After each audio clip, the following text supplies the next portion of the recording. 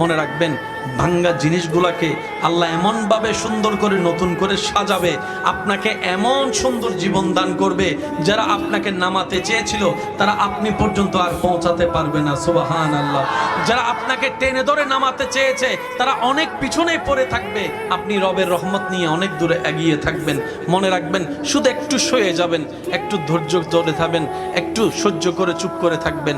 যত সইবেন তত পাইবেন, যত সইবেন তত পাইবেন। কোনো আফসোস নাই, কোনো আপত্তি নাই, কোনো হা হুতাশ নাই। রবকে শুধু এতটুকু বলবেন যখনই মন খারাপ হবে, সিজদায় মাথাটা ঝুঁকিয়ে, ইয়া রব, আমি যা পেয়েছি কোনো কিছু পাওয়ার যোগ্যতা আমার কাছেই নেই, সব তুমি দয়া করে দান করেছো, সব তুমি দয়া করে দান করেছো।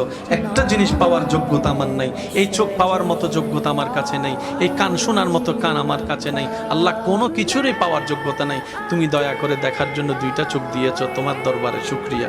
সুবহানাল্লাহ।